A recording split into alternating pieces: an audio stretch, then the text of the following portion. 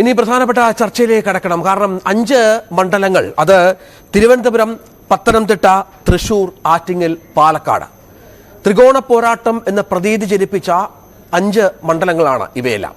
കഴിഞ്ഞ ലോക്സഭാ തെരഞ്ഞെടുപ്പിൽ 2019 BJPക്ക് 2 ലക്ഷത്തിൽ പരം വോട്ടുകൾ, 2 ലക്ഷത്തിനും 3 ലക്ഷം വരെ വോട്ടുകൾ നേടിയ മണ്ഡലങ്ങളും ഇക്കൂട്ടത്തിലുണ്ട്. വോട്ടുകൾ നൽകിയ മണ്ഡലങ്ങളാണ് ഇവ. ഇവിടെ 2 കേന്ദ്രമന്ത്രിമാരടക്കം BJPയുടെ വ്യത്യസ്ത തലത്തിലുള്ള വ്യത്യസ്ത മുഖങ്ങൾ മത്സരിക്കുന്നു എന്നതും വളരെ പ്രധാനമാണ്. കാരണം അത്രത്തോളം പ്രാധാന്യത്തോടെ BJP ഈ മണ്ഡലങ്ങളെ കാണുന്നുണ്ട് എന്നുള്ളതാണ്. നമുക്കറിയാം, ഓരോ മണ്ഡലങ്ങളും എടുത്തു നോക്കിയാൽ, ഓരോ മണ്ഡലങ്ങളും വിശകലനം ചെയ്യാൽ ക്രമാനുഗതമായ വളർച്ച BJPക്ക് ഈ മണ്ഡലങ്ങൾ ഉണ്ടായിട്ടുണ്ട് എന്നുള്ളതാണ് പ്രധാനം. സുരേഷ് ഗോപി എന്ന സിനിമാ താരത്തെ തൃശ്ശൂരിൽ അവതരിപ്പിക്കുന്നു. കഴിഞ്ഞ 5-6 വർഷമായി അദ്ദേഹം അവിടെ സജീവമാണ്. രാജീവ് ചന്ദ്രശേഖരെ തിരുവനന്തപുരത്ത് അവതരിപ്പിക്കുന്നു. കേന്ദ്രമന്ത്രിയാണ്, ടെക്നോക്രാറ്റാണ്, രാജ്യത്തെ വളരെ പ്രധാനപ്പെട്ട മുഖമാണ് അദ്ദേഹം. പത്തനംതിട്ടയിൽ അനിൽ ആന്റണി, AK ആന്റണിയുടെ മകനാണ്, ന്യൂനപക്ഷ മുഖമാണ്. ആന്റണിയുടെ മകൻ എന്ന പ്രാധാന്യം അനിൽ ആന്റണിക്കുണ്ട്. ആറ്റിങ്ങലിലേക്ക് വന്നാൽ അവിടെ വി മുരളീധരൻ എന്ന കേന്ദ്രമന്ത്രി കഴിഞ്ഞ കുറേ വർഷങ്ങളായി അവിടെ കേന്ദ്രീകരിച്ച് പ്രവർത്തിക്കുന്നുണ്ട്. പാലക്കാട്ട് കൃഷ്ണകുമാർ എന്ന തനി പാർട്ടിക്കാരൻ അവിടെ മത്സരിക്കുന്നു. അദ്ദേഹവും 2 ലക്ഷത്തിൽ പരം വോട്ടുകൾ, 2,16,000 വോട്ടുകൾ കഴിഞ്ഞ തെരഞ്ഞെടുപ്പിൽ നേടിയിരുന്നു. നിയമസഭാ തെരഞ്ഞെടുപ്പിൽ മലമ്പുഴയിൽ 2ാം സ്ഥാനത്ത് വന്ന സ്ഥാനാർത്ഥി കൂടിയാണ് കൃഷ്ണകുമാർ. അങ്ങനെ ഈ 5 മണ്ഡലങ്ങളിൽ LDF, UDF, BJP എന്നിങ്ങനെ ഒരു ത്രികോണ പോരാട്ടം നടക്കുന്ന സാഹചര്യം ഒരുങ്ങി വരുന്നുണ്ട്. അതാണ് ഏറ്റവും നിർണായകമായ കാര്യം. അതിൻ്റെ കാർഡുകൾ, ആ കാർഡുകളിലേക്ക് കൃത്യമായി തന്നെ പോയാൽ നമുക്കത് വ്യക്തമാവുകയും ചെയ്യും. 5 മണ്ഡലങ്ങളാണ് ഇതുമായി ബന്ധപ്പെട്ട്. തിരുവനന്തപുരം, പത്തനംതിട്ട, തൃശൂർ, ആറ്റിങ്ങൽ, പാലക്കാട് എന്നിവയാണ് ആ മണ്ഡലങ്ങൾ എന്നുള്ളതാണ്. കാരണം വാശിയേറിയ പോരാട്ടമാണ് ഈ 5 മണ്ഡലങ്ങളിലും. ഇവിടുത്തെ ഫലം പ്രവചനാതീതമാണ്. എന്തും സംഭവിക്കാവുന്ന തരത്തിലുള്ള സ്ഥാനാർത്ഥികളെ 3 മുന്നണികളും അവതരിപ്പിച്ചൊരു പശ്ചാത്തലം കൂടി ഇതിനോട് ചേർത്ത് വായിക്കുകയും വേണം. തിരുവനന്തപുരം 1, പത്തനംതിട്ട 2, തൃശ്ശൂർ 3, ആറ്റിങ്ങൽ 4, പാലക്കാട് എന്നിങ്ങനെയുള്ള 5 മണ്ഡലങ്ങളിൽ ശക്തമായ പോരാട്ടം 3 മുന്നണികളുടെ ഭാഗത്തു നിന്ന് ഉണ്ടാകുന്നുണ്ട്. അതോടൊപ്പം പ്രധാനപ്പെട്ട നമ്മുടെ പ്രതിനിധികൾ VV വിനോദ്, ഒപ്പം വിനേഷ് കുമാർ പാലക്കാടിൻ്റെ വിവരങ്ങൾ നൽകും. ശ്രീജിത്ത് പത്തനംതിട്ടയിലെ വിവരങ്ങളും CV അനുമോദ് തൃശ്ശൂരിലെ വിവരങ്ങളും നൽകും. ശ്രീജിത്ത് പത്തനംതിട്ട, അത് നമ്മൾ ആദ്യം പ്രതീക്ഷിച്ചത് PC ജോർജിന്റെ ജനപക്ഷം, PC ജോർജ് അവിടെ മത്സരിക്കും. ഷോൺ ജോർജിന്റെ പേരൊക്കെ കേട്ടിരുന്നു. ഏറ്റവും ഒടുവിൽ അനിൽ ആന്റണി എന്ന ആന്റണിയുടെ മകൻ, സാക്ഷാൽ AK ആന്റണിയുടെ മകനെ അവിടെ പ്ലേസ് ചെയ്യുകയാണ് BJP. അതിന് പല വിധത്തിലുള്ള ഉദ്ദേശങ്ങളുണ്ട്. നമുക്കറിയാം, കഴിഞ്ഞ തെരഞ്ഞെടുപ്പിൽ സുരേന്ദ്രനായിരുന്നു അവിടെ മത്സരിച്ചത്. 2,97,000 വോട്ടുകൾ അവിടെ സുരേന്ദ്രന് സമാഹരിക്കാൻ സാധിച്ചു എന്നുള്ളതാണ്. ശബരിമല തരംഗം ശക്തമായിരുന്നു. സുരേന്ദ്രന്റെ വ്യക്തിപ്രഭാവം വലിയ കാരണമായിരുന്നു. ഈ വോട്ടുകൾ നിലനിർത്താനാവുകയും ഒപ്പം മറ്റ് ഒരു ന്യൂനപക്ഷ വിഭാഗങ്ങളിൽ നിന്നുള്ള ക്രിസ്ത്യാനിൽ നിന്നടക്കമുള്ള 1 ലക്ഷത്തോളം വോട്ടുകൾ സമാഹരിക്കുകയും ചെയ്താൽ ഒരുപക്ഷെ വിജയിക്കാം എന്ന കണക്കുകൂട്ടലാണ് BJPക്കുള്ളത്. മറുവശത്ത് തോമസ് ഐസക്കിനെ പോലൊരു കരുത്തിനെ ഇടതുമുന്നണി അവിടെ പ്ലേസ് ചെയ്യുന്നു വളരെ കൃത്യമായി തന്നെ. UDFന്റെ ഭാഗത്ത് സിറ്റിംഗ് MP മത്സരിക്കുന്നു. പ്രചരണം ഏതാണ്ട് ഇത്രയും സമയം പിന്നിടുമ്പോൾ മണ്ഡലത്തിന്റെ ഒരു വികാരം, ഏതൊക്കെ മുന്നണികൾക്ക് വോട്ടർമാരെ സ്വാധീനിക്കാൻ സാധിച്ചു എന്നതിൻ്റെ ഒരു വിലയിരുത്തലാകാം.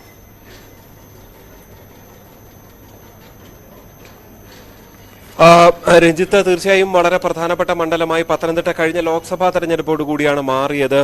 തീർച്ചയായും PC ജോർജ് പ്രതീക്ഷിച്ച മണ്ഡലമാണ്. എന്തായാലും ഒരുപക്ഷെ വൈകിയാണ് അനിൽ ആന്റണി എന്ന സ്ഥാനാർത്ഥി അവിടെ പ്രവർത്തിക്കുന്നത്. ആന്റണി കഴിഞ്ഞ 10-15 വർഷമായി അവിടെ MP ആണ്. തോമസ് ഐസക് കഴിഞ്ഞ 2 വർഷമായി പ്രവർത്തിക്കുന്നു. അനിൽ ആന്റണി കഴിഞ്ഞ കുറച്ച് ദിവസങ്ങളായി മാത്രം അവിടെ എത്തി പ്രവർത്തനം നടത്തുന്നു. പക്ഷെ പത്തനംതിട്ടയുടെ ഒരു സ്വഭാവം ഒരു മാറി വരുന്ന കേരളത്തിലെ മണ്ഡലങ്ങളിൽ ഒന്ന് എന്നുള്ളതാണ്. അത് BJPയോട് കുറച്ചുകൂടി ആഭിമുഖ്യം പുലർത്തുന്ന ഒരു മണ്ഡലം എന്ന നിലയിലാണ്. കഴിഞ്ഞ തവണ സുരേന്ദ്രന് വലിയ സ്വീകരണമാണ് ലഭിച്ചത്. പക്ഷേ ഏറ്റവും ഒടുവിൽ ഒരുപക്ഷെ ഇടതുപക്ഷം വിജയിക്കരുത് എന്നുള്ള ധാരണ പ്രകാരം NSSന്റെ വോട്ടുകൾ അടക്കം UDF സ്ഥാനാർത്ഥിക്ക് മറിഞ്ഞൊരു സാഹചര്യം കഴിഞ്ഞ തെരഞ്ഞെടുപ്പിൽ ഉണ്ടായിരുന്നു. ഇത്തവണ ശബരിമല വികാരം അത്രത്തോളം ഇല്ല. അതൊരു പരിധിവരെ BJPക്കും ഒരു പരിധിവരെ ആശ്വാസമാണ്. പക്ഷേ സ്ഥാനാർത്ഥി എത്രത്തോളം, അനിൽ ആന്റണി എത്രത്തോളം ആ മണ്ഡലത്തിൽ ഇനിയും എത്തപ്പെടേണ്ടതുണ്ട്, ഇനിയും പരിചിതനാകേണ്ടതുണ്ട് എന്നുള്ളതാണ്. അത് സ്വാഭാവികമാണ്. അവിടെ പ്രവർത്തിച്ച ഒരാളല്ല, ദേശീയ രാഷ്ട്രീയത്തിൽ നിന്ന ഒരാളാണ്. പക്ഷേ AK ആന്റണിയുടെ മകൻ എന്നുള്ള വലിയ പരിഗണന സ്വാഭാവികമായും ഒരു പരിചയത്തിന്റെ കാര്യത്തിൽ ലഭിക്കുമെന്ന കാര്യത്തിൽ യാതൊരു സംശയവുമില്ല. അതിനും അപ്പുറത്തേക്ക് കേരളത്തിൽ ഈ തെരഞ്ഞെടുപ്പ് പ്രഖ്യാപിച്ച ശേഷം ഇതാദ്യമായി പ്രധാനമന്ത്രി നരേന്ദ്രമോദി എത്തുന്ന ഒരു മണ്ഡലമായി, അതായത് അനിൽ ആന്റണിയെ പരിചയപ്പെടുത്താൻ സാക്ഷാൽ നരേന്ദ്രമോദി തന്നെ എത്തുന്നു എന്നുള്ളതാണ് ഏറ്റവും ശ്രദ്ധേയമായത്. അതോടുകൂടി NDAയുടെ പ്രചാരം ഈ കഴിഞ്ഞ രണ്ട് മുന്നണികളെയും സംബന്ധിച്ച് അവർ കുറെ കാലമായി പ്രവർത്തിക്കുന്നു എന്ന് പറയുന്നു. ആ പ്രവർത്തനത്തിൽ അല്പം പിന്നിലുണ്ടെങ്കിൽ BJPയും ഏതാണ്ട് ഒപ്പത്തിനൊപ്പം എത്തുന്ന നിലയിലേക്ക് പ്രചരണത്തിന്റെ കാര്യത്തിൽ എത്തുമെന്ന കാര്യത്തിൽ യാതൊരു സംശയവുമില്ല. എന്തായാലും കഴിഞ്ഞ തവണ 4 ലക്ഷം വോട്ട് ആന്റോ ആന്റണിക്ക് ലഭിച്ചെങ്കിൽ 1 ലക്ഷം വോട്ടിന് പിന്നിലായിരുന്നു കെ സുരേന്ദ്രൻ. രണ്ടാമതുള്ള സ്ഥാനാർത്ഥിക്ക് 3.5 ലക്ഷം വോട്ട് ലഭിക്കുന്നു. അതായത് ഒരു 50,000 വോട്ട്, ഒരു 60,000 അല്ലെങ്കിൽ 70,000 വോട്ട് അധികമായി പിടിച്ചാൽ വിജയിക്കാം, പത്തനംതിട്ടയിൽ വിജയിക്കാം എന്നുള്ളതാണ് കണക്ക്. കഴിഞ്ഞ തവണ ആന്റോ ആന്റണിക്ക് ലഭിച്ച വോട്ടുകളിലടക്കം അതിൽ ഇടപെട്ടുകൊണ്ട് ആ വോട്ടുകൾ സമാഹരിക്കുക എന്നുള്ളത് തന്നെയാണ് BJPയുടെ ഒരു തന്ത്രം. പക്ഷേ കോൺഗ്രസിനെ സംബന്ധിച്ച് അവിടെയുള്ളത് കോൺഗ്രസും പ്രതീക്ഷിക്കുന്നത് അത് തന്നെയാണ്. കഴിഞ്ഞ തവണത്തെ വോട്ട് അതുകൂടാതെ PC ജോർജിനെ അവിടെ സ്ഥാനാർത്ഥിയാക്കും എന്നുള്ള പ്രഖ്യാപനങ്ങൾ അല്ലെങ്കിൽ പ്രചരണങ്ങൾ ഉണ്ടായിരുന്നു. അത് അങ്ങനെ ആകാതെ വന്നതോടുകൂടി അതൊരു പ്രധാന വിഷയമായി BJPക്കുള്ളിൽ വരുന്നു. പല പൊട്ടിത്തെറികളും ഉണ്ടായിരുന്നു. അതുകൊണ്ട് തന്നെ കെ സുരേന്ദ്രന് കഴിഞ്ഞ തവണ കിട്ടിയ വോട്ടുകളിൽ പലതും ഇത്തവണ തങ്ങൾക്ക് ലഭിക്കുമെന്ന് UDF കണക്ക് കൂട്ടുകയാണ്. LDFന്റെ ഒരു പ്രധാനപ്പെട്ട പ്രതീക്ഷ കഴിഞ്ഞ ഇത്ര അധികം ശബരിമല ആഞ്ഞടിച്ച തെരഞ്ഞെടുപ്പിൽ പോലും കേവലം 50,000 വോട്ടിന് മാത്രമാണ്. അതായത് കെ സുരേന്ദ്രനും ആന്റോ ആന്റണിയും UDFും BJPയും വലിയ പ്രതിസന്ധി ഉണ്ടാക്കിയപ്പോഴും കേവലം 50,000 എന്നത് പാർലമെന്റ് തെരഞ്ഞെടുപ്പിലെ ഒരു വലിയ ഭൂരിപക്ഷമായി പോലും നമുക്ക് കണക്കാക്കാൻ കഴിയില്ല. അത്ര മാത്രമേ തോറ്റുള്ളൂ. ഇത്തവണ അങ്ങനെയൊന്നും പ്രശ്നങ്ങളില്ല. മാത്രമല്ല 3 തവണ അവിടെ സ്ഥിരമായി ജയിച്ചുകൊണ്ടിരിക്കുന്ന ആന്റോ ആന്റണിക്കെതിരെ ഭരണവിരുദ്ധ വികാരം സ്വാഭാവികമായും ഉണ്ടാകും. അവിടെ ഏറ്റവും മികച്ച സ്ഥാനാർത്ഥി എന്ന നിലയിൽ തോമസ് ഐസക്കിനെ അവതരിപ്പിച്ച് തങ്ങൾക്ക് പാർട്ടി വോട്ടുകൾ എന്നുള്ളത് തന്നെയാണ്. രണ്ടാം സ്ഥാനത്തെത്തിയ ഒരു മണ്ഡലം കൂടിയാണ് പത്തനംതിട്ട. കഴിഞ്ഞ തവണ 3 ലക്ഷത്തി പത്തനംതിട്ട എന്നുള്ളത് പ്രധാനപ്പെട്ട ഒരു പത്തനംതിട്ട മൂന്നാം സ്ഥാനത്തേക്ക് NDA പോയ മണ്ഡലമാണ്. അവിടെ 3,36,000 വോട്ടുകൾ നേരത്തെ ശ്രീത്ത് പറഞ്ഞതുപോലെ LDFന് സമാഹരിക്കാനായി 3,80,000 വോട്ടുകൾ നേടിയാണ് ആന്റോ ആന്റണി വിജയിച്ചത്. പക്ഷേ 2,97,000 വോട്ടുകൾ നേടിയാണ് പത്തനംതിട്ടയിൽ കെ സുരേന്ദ്രൻ 28% വോട്ടുകൾ നേടി എന്നുള്ളതാണ്. അത് ശബരിമല തരംഗമൊക്കെ വലിയൊരു ഫാക്ടറായി സ്ത്രീത്ത്, അത് പ്രധാനമാണ്. അതിനുശേഷമാണ് ഇത് പുതിയ തെരഞ്ഞെടുപ്പ് വരുന്നത്. ഇവിടെ ഇപ്പോൾ ശബരിമല ഫാക്ടർ ഇല്ല, ഒപ്പം സുരേന്ദ്രന്റെ സാന്നിധ്യമില്ല. അനിൽ ആന്റണിക്ക് എന്ത് അത്ഭുതങ്ങൾ സൃഷ്ടിക്കാൻ സാധിക്കുമെന്നുള്ളതാണ് BJP വൃത്തങ്ങൾ നോക്കിക്കാണുന്നത്. ഒപ്പം നരേന്ദ്രമോദി 19-ാം തീയതി അവിടെ പത്തനംതിട്ടയിൽ വരികയും സമ്മേളനത്തിൽ പങ്കെടുക്കുകയും മറ്റും ചെയ്യുന്ന സാഹചര്യം കൂടി ഇതിനോട് ചേർത്ത് വായിക്കണം. കാരണം നരേന്ദ്രമോദിയെ പോലെ ഒരാൾ അവിടെ വരുമ്പോൾ ആ മണ്ഡലത്തിന് ഒട്ടും പ്രാധാന്യം കുറച്ച് കാണുന്നില്ല BJP.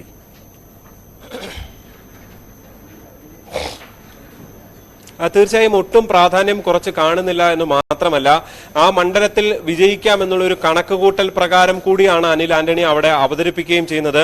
AK ആന്റണിക്ക് വളരെ ബന്ധമുള്ള ഒരു സ്ഥലം കൂടിയാണ് പത്തനംതിട്ട. AK ആന്റണി സ്വാഭാവികമായും ആന്റോ ആന്റണിക്ക് വേണ്ടി പ്രചരണത്തിന് എത്തുമോ എന്നുള്ളത് തീർച്ചയായും കാത്തിരുന്ന് തന്നെ കാണേണ്ടതാണ്. പക്ഷെ അതിനപ്പുറത്തേക്ക് അതായത് ഏറ്റവും പ്രധാനപ്പെട്ട മണ്ഡലങ്ങളിൽ ഇത്തരം BJPയിലേക്ക് എത്തിയ ആളുകളെ അവതരിപ്പിച്ച് ശ്രദ്ധ നേടുന്നതിലൂടെ BJPക്ക് ദീർഘകാല ലക്ഷ്യങ്ങളുണ്ട്. ഇതാ BJPയെ കേരളത്തിൽ ഏറ്റവും വലിയ പ്രതിസന്ധിയായി നിന്നിരുന്നത് ഒരു അസ്പൃശ്യതയായിരുന്നു.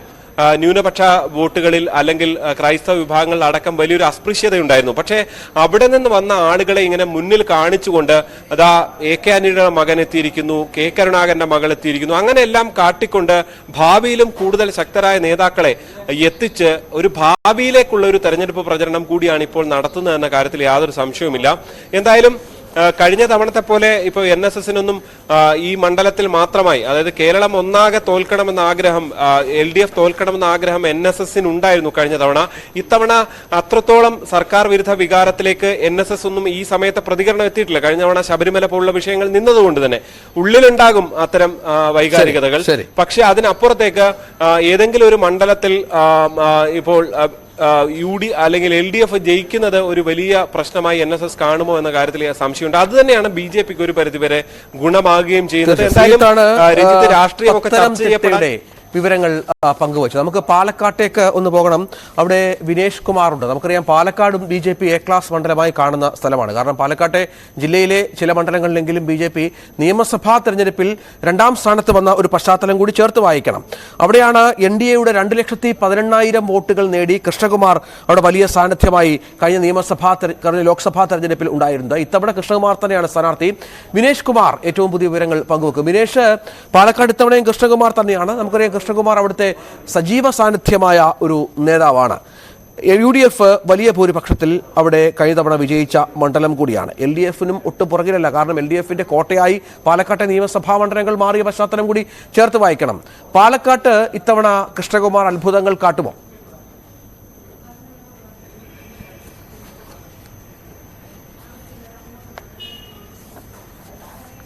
രഞ്ജിത്ത്, വലിയ അത്ഭുതങ്ങളൊന്നും കാട്ടാനുള്ളൊരു സാധ്യതയില്ല. കാരണം BJP സ്ഥാനാർത്ഥി അല്ലെങ്കിൽ അത്രത്തോളം ഒരു ഹൈന്ദവ വോട്ടുകളുടെ ധ്രുവീകരണം സംഭവിക്കണം. അങ്ങനെയാണെങ്കിൽ മാത്രമായിരിക്കും BJPക്ക് ജയിക്കാനുള്ള സാധ്യത. പക്ഷേ ശക്തമായ ഒരു ത്രികോണ മത്സരം എന്നുള്ള കാര്യത്തിൽ സംശയമില്ല. കഴിഞ്ഞ തവണ VK ശ്രീകണ്ഠന് 3,99,000 വോട്ടുകൾ ലഭിച്ചപ്പോൾ 3,80,000 ചില്ലറ വോട്ടുകളാണ് MB രാജേഷിന് ലഭിച്ചത്. പക്ഷേ ഈ കൃഷ്ണകുമാറിന് ലഭിച്ചതാകട്ടെ 2,18,000 വോട്ടുകളാണ്. അതായത് വലിയൊരു കുറവ്. 1 ലക്ഷത്തോളം വോട്ടുകളുടെ 1 ലക്ഷത്തിലധികം, ഏകദേശം 1.5 ലക്ഷത്തോളം വോട്ടുകളുടെ 1.5 ലക്ഷത്തിലധികം വോട്ടുകളുടെ വ്യത്യാസം ഇതിനകത്ത് വരുന്നുണ്ട്. അത്രയും 1.5 ലക്ഷത്തോളം വോട്ടുകൾ കൂടുതൽ വാങ്ങിക്കാൻ നിലവിലെ സാഹചര്യത്തിൽ BJPക്ക് കഴിയുമോ എന്നുള്ളത് കണ്ടറിയണം. കാരണം നമുക്കറിയാം, ഇപ്പോൾ രഞ്ജിത്ത് സൂചിപ്പിച്ച പോലെ തന്നെ CPMന് വലിയ സ്വാധീനമുള്ള സ്ഥലങ്ങളാണ്.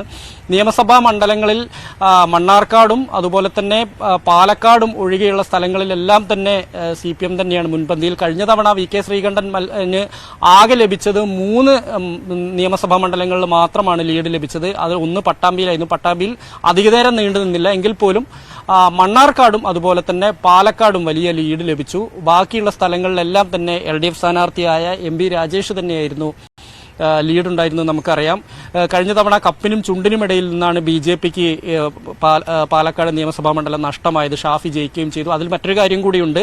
ഈ ഷാഫിക്ക് എതിർ സ്ഥാനാർത്ഥിയായി നിന്ന LDF സ്ഥാനാർത്ഥി അത്ര അറിയപ്പെടുന്ന ഒരാളായിരുന്നില്ല എന്നുള്ളതാണ്. അതുകൊണ്ട് തന്നെ ഈ CPMലെ വോട്ടുകൾ വ്യാപകമായി ഷാഫിക്ക് ലഭിച്ചു എന്നുള്ള ഒരു ആരോപണം BJP ഉയർത്തുകയും ചെയ്തിരുന്നു. ഇത് ഏറെക്കുറെ ശരിയാണ് താനും. കാരണം BJPക്ക് ഈ ശ്രീധരൻ സ്ഥാനാർത്ഥിയായ സമയത്ത് കാര്യമായി തന്നെ മിഡിൽ ക്ലാസിന്റെയും അപ്പർ മിഡിൽ ക്ലാസിന്റെയും വോട്ടുകൾ ലഭിച്ചു. ഒപ്പം തന്നെ ഈ ജാതി സമവാക്യങ്ങൾ പാലക്കാട് വലിയ നിർണായക ഘടകമാണ്. പ്രത്യേകിച്ച് സവർണ വോട്ടുകളുടെ വലിയൊരു ധ്രുവീകരണം അത് എല്ലാ കാലവും BJPക്ക് ലഭിച്ചുകൊണ്ടിരിക്കുന്നതാണ്. BJP ഇവിടുത്തെ നഗരസഭ ഭരിക്കുന്നത് BJPയാണ്. ഈ നഗരസഭയിലും അതുപോലെ തന്നെ ഈ മറ്റുള്ള സ്ഥലങ്ങളിലും, അതായത് നഗരത്തിന് പുറത്തുള്ള പ്രാന്തപ്രദേശങ്ങളിലും BJPക്ക് ചില ബെൽറ്റുകളുണ്ട്. ഇവിടെ നിന്ന് കാര്യമായ വോട്ടുകൾ C കൃഷ്ണകുമാറിന് ലഭിക്കും എന്നുള്ള കാര്യത്തിൽ സംശയമില്ല. എന്തായാലും ശക്തമായൊരു പോരാട്ടം നടക്കുന്നുണ്ട്. CPMന്റെ പോളിറ്റ് ബ്യൂറോ അംഗമായ A വിജയരാഘവനാണ് LDF സ്ഥാനാർത്ഥി. CPMന്റെ സംഘടനാ സംവിധാനങ്ങളെല്ലാം തന്നെ പൂർണ്ണമായും ഉപയോഗിച്ചുകൊണ്ടുള്ള ഒരു പ്രചാരണം തന്നെയാണ് നടക്കുന്നത്. കഴിഞ്ഞ തവണ MB രാജേഷ് തോൽക്കാനുള്ള പ്രധാന കാരണത്തിൽ ഒന്ന് PK ശശി വിഭാഗം ഇടഞ്ഞു നിന്നതായിരുന്നു. ഇത്തവണ PK ശശി വിഭാഗത്തെ കൂടെ കൂട്ടാൻ CPMന് കഴിഞ്ഞിട്ടുണ്ട്. അതുകൊണ്ട് തന്നെ ഇത്തവണ വിജയിക്കാനുള്ളൊരു സാധ്യതയുണ്ട് എന്നുള്ളൊരു വിലയിരുത്തൽ CPMലും LDFലുമുണ്ട്. പക്ഷേ VK ശ്രീകണ്ഠനാവട്ടെ വളരെ ജനകീയമായി തന്നെ കഴിഞ്ഞ 5 വർഷക്കാലം ഈ മണ്ഡലത്തിൽ തെളിഞ്ഞു നിന്ന ഒരാൾ കൂടിയാണ്. നമുക്കറിയാം, അങ്ങ് അട്ടപ്പാടി മുതൽ ഇവിടെ ഒറ്റപ്പാലം വരെയുള്ള സ്ഥലങ്ങൾ, ഒറ്റപ്പാലം ഷൊർണൂർ വരെയുള്ള സ്ഥലങ്ങളിൽ സജീവമായി തന്നെ ഇടപെടാൻ അദ്ദേഹത്തിന് കഴിഞ്ഞിട്ടുണ്ട്. ആ ഒരു ആത്മവിശ്വാസത്തോടു കൂടിയാണ് VK ശ്രീകണ്ഠൻ എത്തുന്നത്. എന്തായാലും C കൃഷ്ണകുമാർ ചെറിയ ആളല്ല. കഴിഞ്ഞ തവണ അദ്ദേഹത്തിന് കിട്ടിയ വോട്ട്, അതായത് 2019 അദ്ദേഹത്തിന് വോട്ട്, അതിന്റെ മുമ്പ് ശോഭാ സുരേന്ദ്രന് ലഭിച്ചതിനേക്കാൾ വോട്ടുകൾ അദ്ദേഹത്തിന് കിട്ടി. 1 ലക്ഷത്തി ചില്ലാനും വോട്ടുകൾ ശോഭാ സുരേന്ദ്രന് ലഭിച്ചപ്പോൾ 2,18,000 വോട്ടുകൾ ശ്രീ കൃഷ്ണകുമാറിന് ലഭിച്ചു എന്നുള്ളതാണ് നമുക്ക് ഇതിനകത്ത് എടുത്തു പറയേണ്ട കാര്യം. എന്തായാലും പ്രതീക്ഷ അർപ്പിക്കുന്ന ഒരു മണ്ഡലമാണ് പാലക്കാട്. നമുക്കറിയാം, അവിടെയും ത്രികോണ പോരാട്ടം BJPയുടെ ക്ലാസ് മണ്ഡലത്തിൽ പെടുകയും ചെയ്യുന്നു പാലക്കാട്. അവിടെ നമുക്ക് നിയമസഭാ മണ്ഡലങ്ങളടക്കം BJP വലിയ പ്രകടനം കഴിഞ്ഞ നിയമസഭാ തെരഞ്ഞെടുപ്പിൽ കാഴ്ചവെക്കുകയും ചെയ്തു 2019 ശേഷം. നമുക്കിനിയും തൃശ്ശൂരിലേക്കൊന്ന് പോകണം. കാരണം തൃശ്ശൂരാണ് ഒരുപക്ഷെ കേരളത്തിൽ തന്നെ വിജയപ്രതീക്ഷ ഏറ്റവും കൂടുതൽ BJP പുലർത്തുന്ന ഒരു മണ്ഡലം. അതിന് കാരണം സുരേഷ് ഗോപി എന്ന താര സ്ഥാനാർത്ഥിയുടെ സാന്നിധ്യമാണ്. കഴിഞ്ഞ തവണ സുരേഷ് ഗോപി നേടിയ വോട്ടുകൾ അത് വളരെ പ്രധാനമാണ്. കാരണം 2,93,000 വോട്ടുകൾ NDA കഴിഞ്ഞ തവണ സമാഹരിച്ച ഒരു മണ്ഡലം കൂടിയാണ് തൃശ്ശൂർ. LDF സ്ഥാനാർത്ഥിയുമായി ഏതാണ്ട് 29,000 വോട്ടുകളുടെ വ്യത്യാസം മാത്രമാണ് BJPക്ക് ഉണ്ടായിരുന്നത്. അത് അധികമായി 1,00,000 വോട്ടുകളെങ്കിലും ഇത്തവണ സമാഹരിക്കാൻ കഴിഞ്ഞാൽ, കഴിഞ്ഞ 6 വർഷമായി നമുക്കറിയാം സുരേഷ് ഗോപി അവിടെ സാന്നിധ്യമാണ്. MP ആയിരുന്ന സമയത്തും അതിനുശേഷവും ഒക്കെ അവിടെ ചേർന്ന് പ്രവർത്തിക്കുന്ന ഒരാളാണ് സുരേഷ് ഗോപി. അപ്പോൾ അത് സ്വാഭാവികമായും അതൊരു A ക്ലാസ് മണ്ഡലം, ഏറ്റവും ടോപ്പ് മോസ്റ്റ് മണ്ഡലമായി BJP കാണുന്ന പശ്ചാത്തലം കൂടിയുണ്ട്. CB അനുമോദുണ്ട്. അനുമോദ്, എതിരാളികൾ ഒട്ടും അശക്തരല്ല. കാരണം UDF-ന്റെയും LDF-ന്റെയും രണ്ടുപേരും അവിടെ മുരളീധരനെ പോലെ ഒരാളെ കോൺഗ്രസ് അവിടെ പ്ലേസ് ചെയ്യുന്നുണ്ട്. മറുഭാഗത്ത് സുനിൽകുമാർ ജനകീയനാണ്, അവിടുത്തെ തൃശ്ശൂരിലെ സാന്നിധ്യമാണ്. സുരേഷ് ഗോപി ആകട്ടെ കഴിഞ്ഞ കുറേ നാളായി അവിടെ ചേർന്ന് പ്രവർത്തിക്കുകയും ചെയ്യുന്നു. എന്താണ് പ്രതീക്ഷിക്കേണ്ടത് തൃശ്ശൂരിൽ നിന്ന്? പോരാട്ടം ഈ ഘട്ടത്തിലേക്ക് എത്തുമ്പോൾ 3 പേരും ഓടി നടന്ന് പ്രചരണ പ്രവർത്തനങ്ങൾ നടത്തുന്നുമുണ്ട്. മുരളീധരന്റെ സാന്നിധ്യം എന്തെങ്കിലും മാറ്റമുണ്ടാക്കിയോ ഈ കുറഞ്ഞ ദിവസങ്ങളിൽ?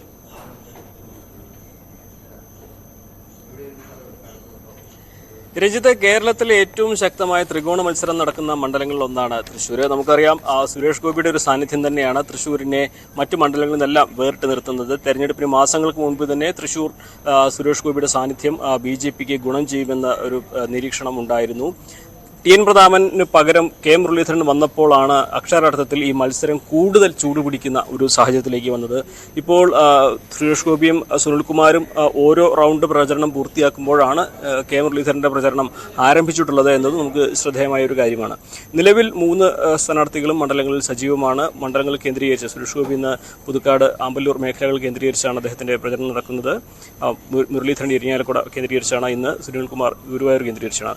ഇവിടെ ഏറ്റവും ശ്രദ്ധേയമായ ഒരു കാര്യം, കോൺഗ്രസിന്റെ സ്ഥാനാർത്ഥി പ്രഖ്യാപനത്തിന് ശേഷം കോൺഗ്രസിന്റെ ഘടനയിൽ താഴെ തട്ട് മുതൽ മുകൾ തട്ട് വരെ വന്ന ഒരു വലിയ മാറ്റമുണ്ട്. TN പ്രതാപന് ആണെങ്കിൽ ഉണ്ടായിരുന്നതിനേക്കാൾ, കാരണം നമ്മൾ TN പ്രതാപന് വേണ്ടിയുള്ള സമയത്ത് വളരെ നമ്മൾ പ്രവർത്തകരെ കണ്ടിരുന്നതാണ്. K മുരളീധരൻ വന്നതിന് ശേഷവും പ്രവർത്തകരെ കാണുന്നതാണ്.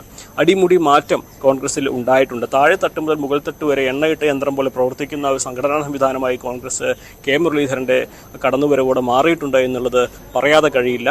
കാരണം K മുരളീധരന്റെ വിജയം ഇപ്പോൾ കോൺഗ്രസിനെ സംബന്ധിച്ച് അവരുടെ അഭിമാനത്തിന്റെ ഒരു പോരാട്ടമാണ് മണ്ഡലം നിലനിർത്തുക എന്നുള്ളത്. മറുവശത്ത് സുനിൽകുമാറിനാണെങ്കിൽ വലിയ ആത്മവിശ്വാസമുണ്ട്. നമുക്കറിയാം പാർലമെന്റ് മണ്ഡലങ്ങളിൽ 7 നിയമസഭാ മണ്ഡലങ്ങളിൽ 7 ഇടതുപക്ഷത്തിന്റെ കൈപ്പിടിയിലാണ് ഇത്തവണ ഉള്ളത്. അത് വലിയ ഒരു മുൻതൂക്കം തന്നെ ഉണ്ടാക്കുന്നുവെന്നാണ് ഇടതുപക്ഷത്തിന്റെ വിലയിരുത്തൽ. മാത്രമല്ല മണ്ഡലത്തിൽ സുപരിചിതനാണ് സുനിൽകുമാർ. അദ്ദേഹത്തെക്കുറിച്ച് കൂടുതൽ പരിചയപ്പെടുത്തേണ്ട ആവശ്യമില്ലെന്ന് ഇടതുപക്ഷം അവകാശപ്പെടുന്നു. അങ്ങനെ മണ്ഡലങ്ങളിലെല്ലാം തന്നെ താഴെത്തട്ടിലേക്ക് ഇറങ്ങിച്ചെന്നുള്ള പ്രവർത്തനമാണ് ഇടതുപക്ഷം നടത്തുന്നത്. സുരേഷ് ഗോപി ആകട്ടെ കഴിഞ്ഞ കുറേ വർഷങ്ങളായിട്ട് മണ്ഡലത്തിൽ സജീവമാണ്. അതുകൊണ്ട് തന്നെ കൃത്യമായി വോട്ട് ബാങ്ക് എവിടെയെന്ന് സുരേഷ് ഗോപിക്ക് പറയാനാകില്ല. പക്ഷേ എല്ലാ മേഖലകളിൽ നിന്നും സുരേഷ് ഗോപിക്ക് വോട്ട് കിട്ടുമെന്നൊരു പ്രതീക്ഷയാണ് പ്രത്യേകിച്ച് BJPക്കുള്ളത്. പ്രത്യേകിച്ച് സ്ത്രീകളുടെ വോട്ടുകൾ ആണ് സുരേഷ് ഗോപിയുടെയും ഒരു വലിയ പ്രതീക്ഷയായിട്ടുള്ളത്. ആ തരത്തിൽ വലിയ ജയപ്രതീക്ഷ തന്നെയാണ് 3 സ്ഥാനാർത്ഥികളും വെച്ചു പുലർത്തുന്നത്. എന്താണെങ്കിലും വരും ദിവസങ്ങളിലെ പ്രചരണമൊക്കെ ഈ ഒരു കാര്യത്തിൽ നിർണായകമാണ്. നരേന്ദ്രമോദി ഒരിക്കൽ കൂടി സുരേഷ് ഗോപിക്ക് വേണ്ടി വരുമോ എന്നുള്ളതും ഇനി കണ്ടറിയേണ്ടതാണ്. ഏതാണെങ്കിലും പ്രചരണ ചൂടിലാണ് തൃശ്ശൂരുള്ളത്. തൃശ്ശൂരിൽ വലിയ പ്രചരണം നടക്കുന്നുണ്ട്. തിരുവനന്തപുരത്തേക്ക് എന്ന് പറയണം. VV വിനോദ് അവിടെയുണ്ട്. വിനോദ്, പ്രധാനമായും പറഞ്ഞു വെക്കേണ്ട തിരുവനന്തപുരം മണ്ഡലമാണ്. രാജീവ് ചന്ദ്രശേഖറിന്റെ വരവ് മണ്ഡലത്തിന്റെ മുഖച്ഛായ മാറ്റിയിട്ടുണ്ട്. കാരണം കേന്ദ്രമന്ത്രിയാണ്, ടെക്നോക്രാറ്റാണ്. തരൂരിനോട് ഒരുപക്ഷെ മത്സരിക്കാനായി ഒരു രാഷ്ട്രീയക്കാരെന്നതിനപ്പുറം തരൂരിന് ഒത്ത മേഖലയിൽ നിന്ന് വന്ന ഒരാൾ എന്ന് അദ്ദേഹത്തെ വിശേഷിപ്പിക്കാം. ഈ പോരാട്ടം അത് കനക്കുമ്പോൾ, ഓരോ സ്റ്റേജും പിന്നിടുമ്പോൾ എന്താണ് തിരുവനന്തപുരത്ത് കാണാൻ സാധിക്കുന്ന കാഴ്ചകൾ? പ്രചരണത്തിലെങ്കിലും രാജീവ് ചന്ദ്രശേഖർ ഇപ്പോൾ തൽക്കാലം മുന്നിലാണ് എന്ന് വിലയിരുത്താൻ സാധിക്കുമോ?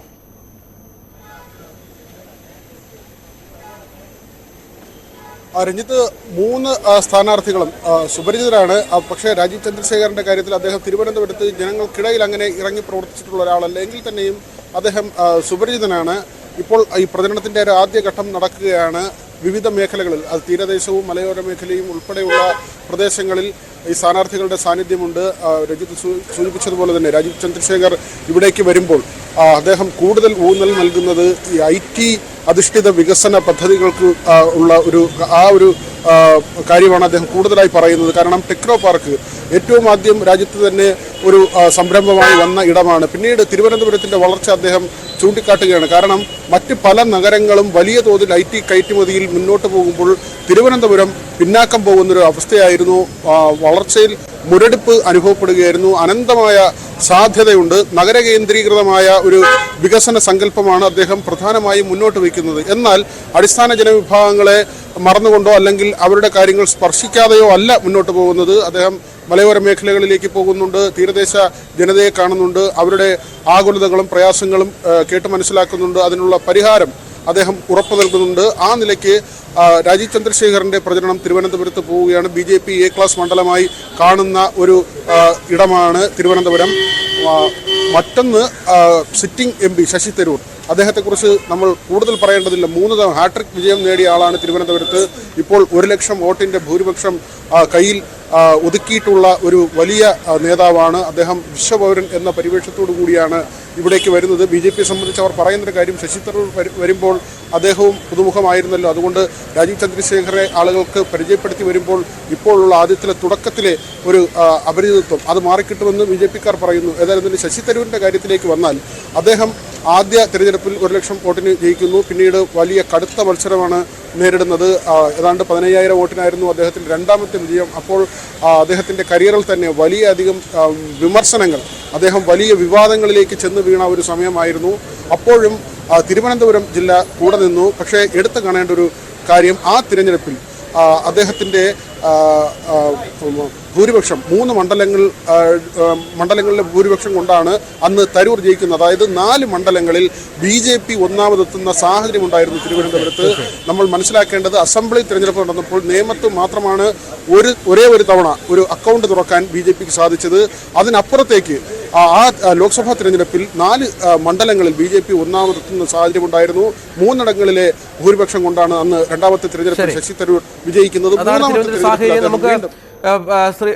വിനോദ്, നമുക്ക് ആറ്റിങ്ങലിലേക്ക് കൂടി ഇന്ന് പോകണം. ആറ്റിങ്ങലും BJPയുടെ A ക്ലാസ് മണ്ഡലമാണ്. നേരത്തെ പറഞ്ഞതുപോലെ അവിടെ കേന്ദ്രമന്ത്രി മുരളീധരന്റെ സാന്നിധ്യം കഴിഞ്ഞ കുറേ നാളുകളായുണ്ട്. മുരളീധരൻ അവിടെ ഓഫീസൊക്കെ എടുത്ത് പ്രവർത്തനം കുറേ നാൾ നടത്തുന്ന ഒരു സാഹചര്യമുണ്ട്. പക്ഷേ അവിടെ ജോയി വന്നതോടുകൂടി അതിൻ്റെ കളം മാറിയിട്ടുണ്ട്. അക്ഷരാർത്ഥത്തിൽ വലിയ മത്സരമായി ആറ്റിങ്ങൽ മാറുന്നുമുണ്ട്, അല്ലേ? തീർച്ചയായും വലിയ ഗ്ലാമർ പോരാട്ടം. ഒരുപക്ഷെ ആദ്യഘട്ടത്തിൽ തിരുവനന്തപുരത്തിനേക്കാൾ വലിയ ആവേശത്തോടു കൂടിയുള്ള പോരാട്ടം നടക്കുന്ന ഇടം ആറ്റിങ്ങലാണ്. കാരണം കേന്ദ്രമന്ത്രി V മുരളീധരൻ, അടൂർ പ്രകാശ്, അദ്ദേഹം സിറ്റിംഗ് MP ആണ്, മുൻ മന്ത്രിയാണ്. അതോടൊപ്പം തന്നെ V ജോയ് DCS എന്ന പദവിയിൽ നിന്ന്, ജില്ലാ സെക്രട്ടറി എന്ന പദവിയിൽ നിന്നാണ് അദ്ദേഹം തിരഞ്ഞെടുപ്പിന് നേരിടാൻ പോകുന്നത്. MLA ആണ്. അവിടെ ലോക്കൽ ബോയ്, നമുക്ക് അങ്ങനെ വിശേഷിപ്പിക്കാം, ജനിച്ചു വളർന്ന നാടാണ്. ഈ 3 സ്ഥാനാർത്ഥികളും ഒന്നിനൊന്ന് മെച്ചം എന്ന് തന്നെ പറയേണ്ടിയിരിക്കുന്നു. V ജോയിയെ സംബന്ധിച്ച് നമ്മൾ നോക്കിയാൽ ഒന്നാന്തരം സംഘാടകനാണ്. അദ്ദേഹത്തിൻ്റെ ദീർഘകാലത്തെ കമ്മ്യൂണിസ്റ്റ് പ്രവർത്തനവും പാരമ്പര്യവും ഒക്കെയുമുള്ള നേതാവാണ്. ചെറുപ്രായത്തിൽ തന്നെ വളരെ ശ്രദ്ധേയമായ ഒരു രാഷ്ട്രീയ ജീവിതം നയിക്കുന്ന, അല്ലെങ്കിൽ അങ്ങനെ ജീവിതം കാഴ്ചവെക്കുന്ന ഒരാളാണ് V ജോയി എന്ന് പറയേണ്ടിയിരിക്കുന്നു. സിറ്റിംഗ് MP അടൂർ പ്രകാശ് ഒരുപക്ഷെ ബാലികേറാമലയായിരുന്നു, UDFന് ബാലികേറാമലയായിരുന്നു ആറ്റിങ്ങൽ. സമ്പത്ത് തുടർച്ചയായി ജയിക്കുന്ന ഇടം, LDFിൻ്റെ കോട്ടയെന്ന് വിശേഷിപ്പിച്ച ഇടം, പരമ്പരാഗതമായി CPMനോ LDFനോ മാത്രം വോട്ട് ചെയ്തിരുന്ന കേന്ദ്രം, അവിടെയാണ് അടൂർ പ്രകാശ് അത്ഭുതകരമായ ഒരു വിജയം നേടുന്നത്. അടൂർ പ്രകാശ് നമുക്കറിയാം, കൃത്യമായി അദ്ദേഹത്തിൻ്റെ താഴെ തട്ടിലെ പ്രവർത്തനമാണ്. ഇപ്പോഴും അദ്ദേഹം MP എന്ന നിലയിൽ സജീവമായ പ്രവർത്തനമാണ് മണ്ഡലത്തിൽ കാഴ്ചവെച്ചത്. പൊതുവിൽ അംഗീകരിക്കപ്പെടുന്ന ജനസ്വീകാര്യതയുള്ള നേതാവാണ് V മുരളീധരൻ. അദ്ദേഹം ഒരുപക്ഷെ കേരളയിൽ സമരമൊക്കെ നടക്കുന്ന സമയത്ത് ഈ കല്ലുകൾ ഊരി എറിയുന്നതിന് ജനങ്ങൾക്കൊപ്പം മുന്നിൽ നിന്ന ആളാണ്. ഒരു കേന്ദ്രമന്ത്രിയാണ് അത്തരത്തിൽ ജനകീയ പ്രക്ഷോഭത്തിൽ ഏറ്റവും മുന്നിൽ നിന്ന് നയിച്ചത്. മാത്രവുമല്ല V മുരളീധരൻ കാലങ്ങളായി ആറ്റിങ്ങൽ കേന്ദ്രീകരിച്ച് പ്രവർത്തിക്കുകയും ചെയ്യുന്നു. വലിയ പോരാട്ടമായിരിക്കും ആറ്റിങ്ങൽ. തീർച്ചയായും അതാണ് നമ്മുടെ പ്രധാനപ്പെട്ട മണ്ഡലങ്ങളിലെ ഒരു സാഹചര്യം. നമുക്ക് ഇനി വിശകലനങ്ങളിലേക്ക് പോകണം. പ്രധാനപ്പെട്ട അതിഥികൾ നമ്മോടൊപ്പം ചേരുന്നുണ്ട്, വിവിധ മേഖലകളിൽ നിന്നുള്ളവർ.